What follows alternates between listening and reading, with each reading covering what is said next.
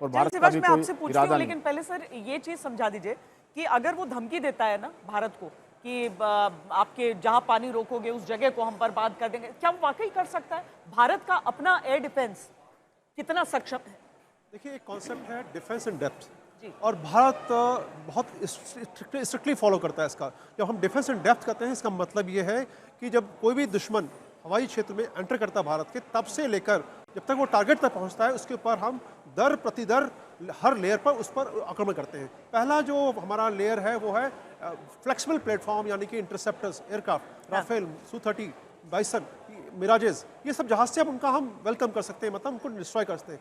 जो अगर मास रेड है, अगर हम बहुत ज़्यादा जहाज नहीं इंटरसेप्ट कर पा रहे हैं, तो दूसरी लेयर होती है आपकी सरफेस टू एयर मिसाइल्स, जबकि S-400 का जिसमें 400 किलोमीटर रेंज है। उसके बाद शॉर्ट रेंज, फिर आकाश जिसका जिक्र किया जा रहा है 25 किलोमीटर, फिर मैन पैड्स 5-6 किलोमीटर, उसके बाद जो है गन्स है। तो ये एक के बाद एक लेयर्स हैं जो कि दुश्मन के हवाई आक्रमण का सामना करने के तैयार हैं।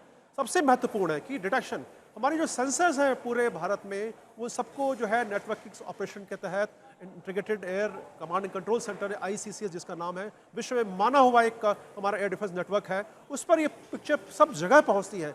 तो इससे फ़ायदा क्या है कि जो सिचुएशनल अवेयरनेस है कमांडर की, बैटलफील्ड का सिचुएशनल अवेयरनेस अगर कमांडर के पास है, तो डिसीजन मेकिंग में आसानी हो जाती है। जिस प्रकार से अभी है कि हम उम्मीद करते हैं कि अभी नहीं तो कम से कम वो पूरा पाकिस्तान इस समय पूरा देख रहा होगा कि क्या हो रहा है। हमारी सेनाएं तैयार हैं, हमारे जो एयरक्राफ्ट हवा में हैं, साथ में हम वेस्टर्न बॉर्डर पर एक्सरसाइज कर रहे हैं, जो कि काफ़ी डेंस एक्सरसाइज है, जिसका कि हम सबको पता है ओपन डोमेन में है ये। तो ऐसे हालात में वो हिमाकत कर ही नहीं सकता कि अपनी स्ट्राइक भेजे, क्योंकि पता है कि अगर भेजेगा तो उसका क्या हाल होगा। अब बात रही कि वो वक्त का इंतजार करेगा, तो मेरे आकलन के हिसाब से लगभग 12 से 20 घंटे तक उससे कोई भी स्ट्राइक की उम्मीद नहीं की जा सकती।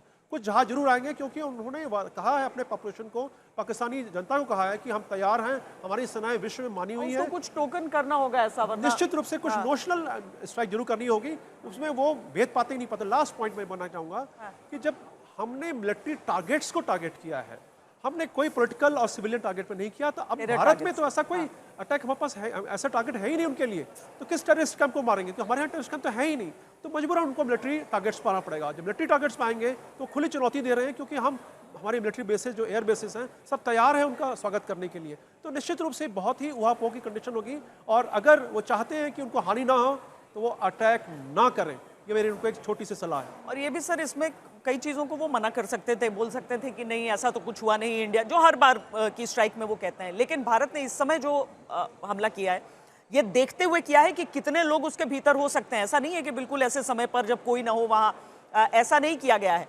इसीलिए आम लोग थे, वीडियोस बना रहे थे, वो वीडियोस निकले, पाकिस्तान के पास डिनाइबिलिटी बची ही नहीं, वो बोल ही नहीं सका कि ये हमारे साथ नहीं हुआ है। जब आप ये तस्वीरें देख रहे हैं सर, आप उन पोस्ट का भी जिक्र कर रहे थे कि जहां से कवर फायर दिया जाता था उसको नष्ट करना, लेकिन एक सोल्जर के मन में ये तो आता होगा कि जहां से ये ट्रेनिंग पाकर आ रहा है, जहां पर इसका जन्म हो रहा है इस आतंकी का, उसको भी मैं खत्म कर दूं। आज देखकर उसको कितना सेटिस्फाई हो रहा है? बहुत ज़्यादा। देखो श्वेता, सच्चाई ये है कि ये तो हब सेंटर है। अगर जैसे मोहम्मद लश्कर तोबा और हिजबुल मुजाहिदीन का जो हेडक्वार्टर है, चाहे वो मुदीरका में या बवालपुर में या आपका मुजफ्फराबाद में, आपने उनको नष्ट कर दिया। और ये सच्चाई अब डिनाइबिलिटी नहीं है, पाकिस्तान ने भी माना है कि ये डिस्ट्रॉय हुए हैं। मगर पाकिस्तान का जो एक प्रकार से प्रोपगंडा होता है, वो बार बार ये कहते हैं सिविलियन को मारा है। वो सिविलियन नहीं थे, वो आतंकवादी थे जिनको पालते हो पोसते हो। तो अब बात आती है कि पाकिस्तान क्या करेगा, अभी क्या कुछ रिएक्शन कर सकता है? देखो ये सच्चाई है, पाकिस्तान के पास बहुत बड़ी मुसीबत है। अगर वो नहीं करेगा कुछ भी, तो शायद हो सकता है अवाम पे उसकी एक प्रकार से छवि पे प्रॉब्लम होगी, गवर्नमेंट पे। जैसा उसने कहीं बालाकोट के बाद किया था कि कुछ कर भी दे कुछ ना भी करे, ऐसा भी वो कर सकता है। इसलिए हमें इसको हल्के में नहीं, हमें तैयारी रखनी है। जिस प्रकार से बताया जा रहा है, मल्टी टेयर डिफेंस है हमारी एयर डिफेंस, S-400 भी, आकाश भी है। इसके अलावा भी इम्प्रेग्नेबल है, पाकिस्तान की कोई भी एयरक्राफ्ट या मिसाइल वो अंदर नहीं घुस पाएगी भारत में। मगर इसको मानते हुए भी हमें तैयार रहना है, क्या पाकिस्तान ऑल आउट वार कर सकता है? देखो, पाकिस्तान की काबिलियत तो क्षमता नहीं है। आज की तारीख में उसके पास 4 दिन से ज़्यादा अम्यूनिशन नहीं है। उसके पास उसके टैंकों के लिए डीजल नहीं है 50 किलोमीटर से ज़्यादा। और सच्चाई है, उसकी जो एयरक्राफ्ट है F-16 वो आधे ग्राउंडेड है। तो उसकी काबिलियत तो क्षमता नहीं है कि वो एक प्रकार कोई फुल फ्लैज हमला करे या वो हमारे से लड़ाई करे। तो न्यूक्लियर हथियार की जहाँ बात आती थी, जो बार बार ये एक बार दुआएं देता था और एक प्रकार से गिद्दड़ भक्ति देता था कि अगर भारत ने कुछ किया तो हम न्यूक्लियर हथियार का भी इस्तेमाल कर सकते हैं। देखो, न्यूक्लियर हथियार कोई बच्चों का खेल नहीं। समझना चाहिए पाकिस्तान को, nuclear weapons are not weapon of war, these are the weapon of deterrence. ये डेटरेंस तक ही काम करते हैं। और पाकिस्तान को पता है कि यूं तो भारत की जो है फर्स्ट नो यूज पॉलिसी है न्यूक्लियर हथियारों को लेके, मगर हमारे पास पुख्ता सेकंड स्ट्राइक कैपेबिलिटी है। हम ट्राइड हैं, 4-5 देश ही हैं वर्ल्ड के अंदर जिसके अंदर काबिलियत और क्षमता है कि वो अपने जो न्यूक्लियर हथियार आसमान से भी, जमीन से भी, समुद्र से और समुद्र के नीचे से फायर कर सकते हैं। अगर पाकिस्तान ने न्यूक्लियर हथियार करे तो पाकिस्तान को पता है अगले 24 घंटे में उसका नामो निशान पूरे वर्ल्ड के मैप से मिट जाएगा। तो मुझे लगता है ये उसको मालूम है, वो रियलिस्टिक है, कहीं ना कहीं वो निकलने की कोशिश करेगा।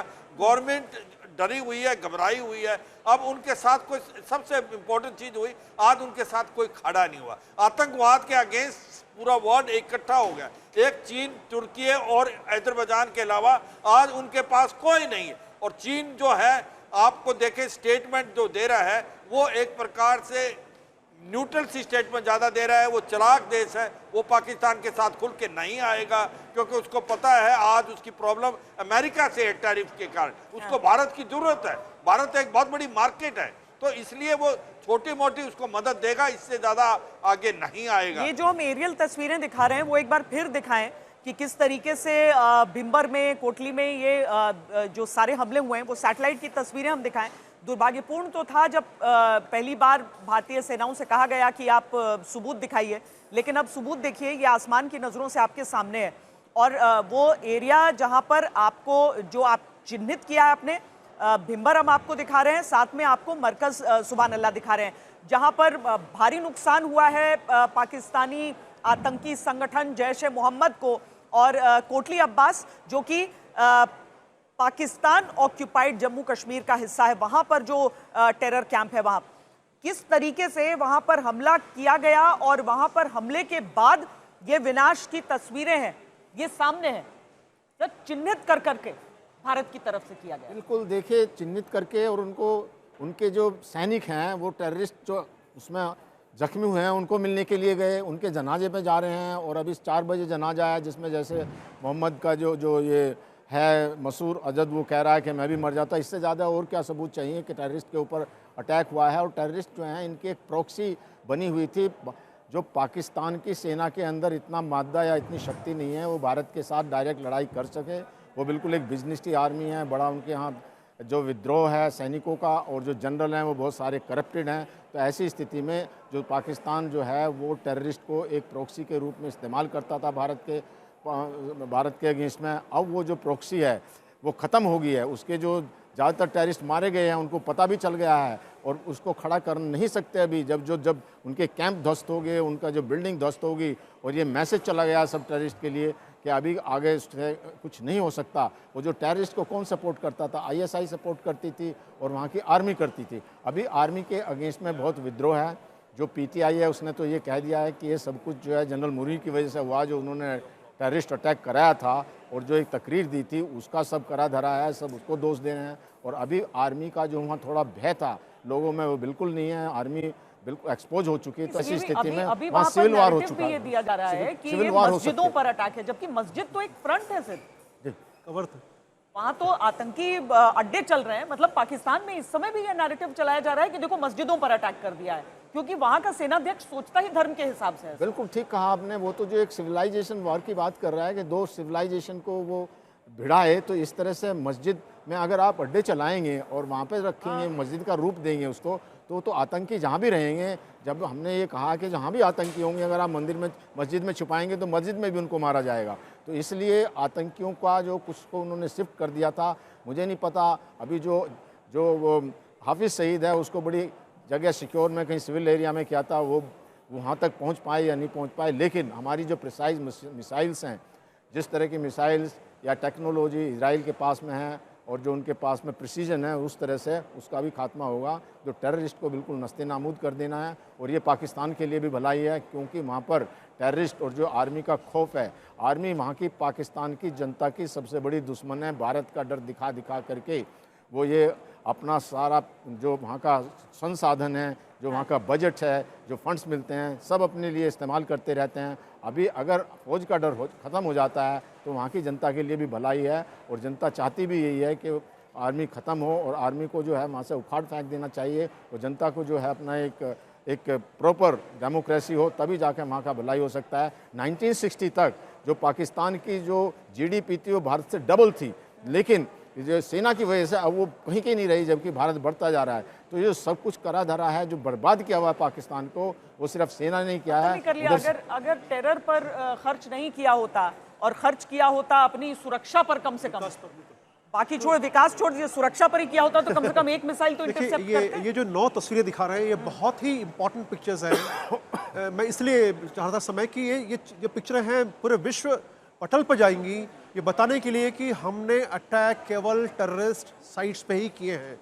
साथ में ये सबूत उनके लिए भी हैं, जो भारत में भी कई लोग सबूत मांगते हैं, उनके लिए भी ये सबूत हैं कि वो देख लें कि क्या हुआ, क्या किया गया है, आपके सामने है। और ये पिक्चरें बहुत क्लियर हैं, ये पिक्चर अपने आप में कह रही हैं, बहुत कुछ कहानी कह रही हैं। लेकिन विश्व पटल पर यह है कि अगर आप दूसरे के एरिया में जाते हैं, एयर स्पेस में जाते हैं, तो वो वॉर की स्टडी में आ सकता है। लेकिन वही यूनाइटेड नेशन चार्टर कहता है कि अगर आतंकवाद ने आपके ऊपर हमला किया गया है तो उसको चेज करने के लिए आप जा सकते हैं और दुश्मन के ठिकानों, टेररिस्ट के ठिकानों पर आप हमला कर सकते हैं। उसी का हिस्सा है। और ये जो हमारी नैरेटिव जो बना रहे हैं, हम मैसेज जो दे रहे हैं पूरे ग्लोबल फ्रंट पर, वो यही है कि हमने केवल मात्र एक हमारा ऑब्जेक्टिव रहा है कि टेररिज्म को कैसे हम ध्वंस करें। तो ये जो तस्वीरें हैं बहुत ही महत्वपूर्ण हैं, और ये तस्वीरें आगे इतिहास लिखेंगी, क्योंकि अब हम जानते हैं कि यूनाइटेड नेशंस के स्तर पर और कूटनीतिक स्तर पर किस प्रकार से हमारे ऊपर गन फेंकने का प्रयास किया जाएगा। जैसा कि सेंटीमेंट की बात आप कह रही हैं कि मस्जिद का नाम लिया जा रहा है। अगर भाई मस्जिद तो होते हैं धर्म पूजा करने के लिए,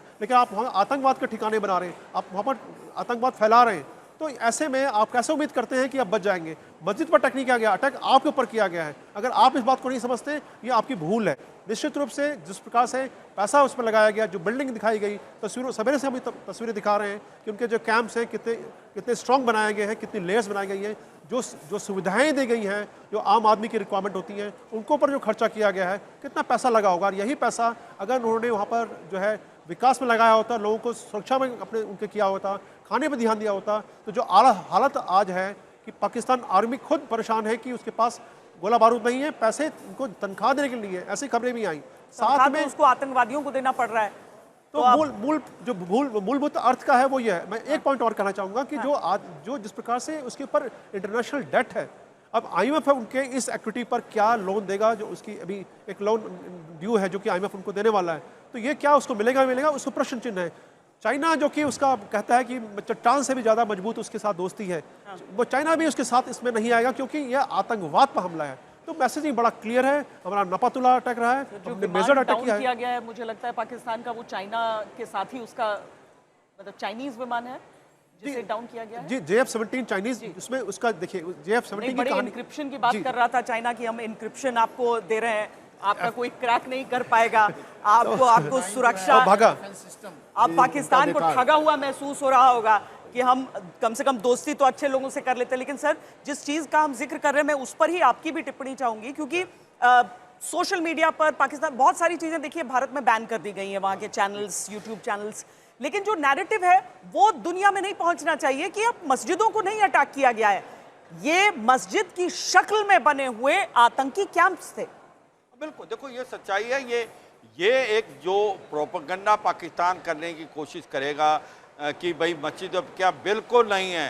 ये हेडक्वार्टर थे जैसे मोहम्मद लश्कर तौबा और हिजबुल मुजाहिदीन के, और बाकी जो हमने हिट किए हैं POK के अंदर, चाहे वो कोटली में किया है, बिम्बर में किया, बाग में किया, मुजफ्फराबाद में किया, वो सारे के सारे ट्रेनिंग कैंप थे पाकिस्तान के आतंकवादियों के। ये जो लश्कर तौबा जैसे मोहम्मद के, ये तो प्रूफ है। अभी आप दिखा रहे हो, अगर आप ये जो वीडियो आ रहे हैं ये हम थोड़ी हैं, ये तो वहां से लोग भेज रहे हैं। और पीओके में खुशी का मुजाहरा है, पीओके में लोग बड़े परेशान थे इनसे। ये आतंकवादी जो कैंप चलाते हैं वो लोगों को पसंद नहीं। देखो पीओके में आज सच्चाई है श्वेता, चाहे वो मुजफ्फराबाद हो, कोटली हो, झांगड़ हो, ददनियाल हो, बाग हो, पाकिस्तान वाला पुंछ हो, वहां पर चक्का जाम और शटर डाउन है।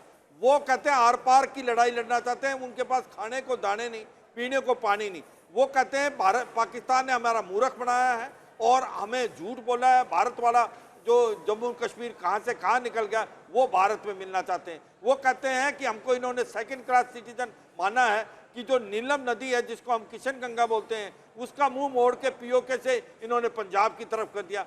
मंगला डैम में जो बिजली पैदा होती है पहले पंजाब में जाती है फिर वापस आती 10 गुना ज़्यादा। तो ये सच्चाई है कि ये झूठ बोल रहे हैं। वो कोई मस्जिद नहीं थी, ना वो कोई सिविलियन एरिया, कोलेटरल डैमेज एक भी नहीं हुआ। ये हमने प्रूफ दिया है कि वहाँ पर जो भी मारे गए हैं वो आतंकवादी थे या आतंकवादियों के रहने वाले थे। अब मसूद अजहर कह रहा है कि हो मैं भी मारा जाता, इसका मतलब उसके कोई जो उसको अब लग रहा है कि उसका समय आ गया, मगर ये सच्चाई है भारत उसको तड़पा तड़पा के मारेगा। क्योंकि जिस प्रकार से आतंकवादी घटनाएं भारत के अंदर कराई है, चाहे हाफिज सईद हो या मसूद अजहर हो या सैयद सलाउद्दीन, ये पाकिस्तान को अभी भारत को देने चाहिए।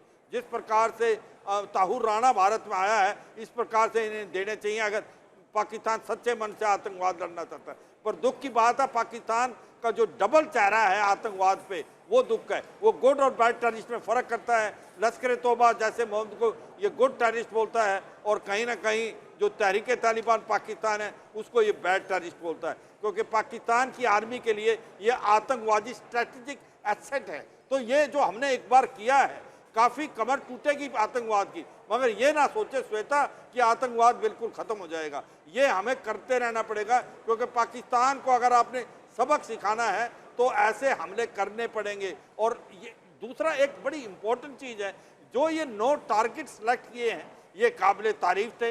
इनके अंदर सरप्राइज मेंटेन किया, इनका टारगेट एनालिसिस किया गया और किस प्रकार से कौन सा हथियार जाएगा कब जाएगा, आधे घंटे के दौरान में सारे टारगेटों को हिट किया गया और 100% हिट हुआ। और वहाँ पर जो भी मारे गए वो आतंकवादी थे, कोई कोलेटरल डैमेज नहीं हुआ। ये एक काबिल तारीफ है। मुझे लगता है आने वाले समय में पूरा वर्ल्ड इसको देखेगा कि किस प्रकार से आतंकवाद के साथ लड़ना चाहिए। और भारत ने जो कार्रवाई की वो मुझे लगता है ऐसे ऑपरेशन कोई खास हुए नहीं है। अब पाकिस्तान क्या वो जवाब देगा नहीं देगा ये तो समय बताएगा।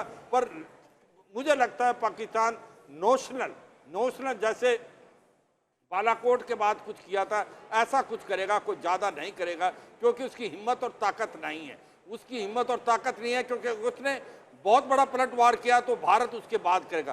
पहली बात तो उसकी काबिलियत और क्षमता नहीं है। दूसरा हमारा एयर डिफेंस सिस्टम इतना पुख्ता है कि वो नहीं प्रेग्नेट कर पाएगा क्योंकि ना मिसाइल ना रॉकेट ना उसका एयरक्राफ्ट आ पाएगा। मगर अगर कोई चोट हो भी गई तो भारत पलटवार करेगा और इस बार जो वार होगा बहुत पुख्ता होगा। इसीलिए सब पूरा देश इस बात की खुशी मना रहा है। खुशी तो देखिए थोड़ी गमगीन खुशी है क्योंकि एक प्रहार हुआ था पाकिस्तान की तरफ से, महिलाओं के सिंदूर को उजाड़ा गया था और इसीलिए आज सबको यह लग रहा है कि कम से कम उस सिंदूर का बदला लिया गया है पाकिस्तान पर इस तरह का प्रहार करके।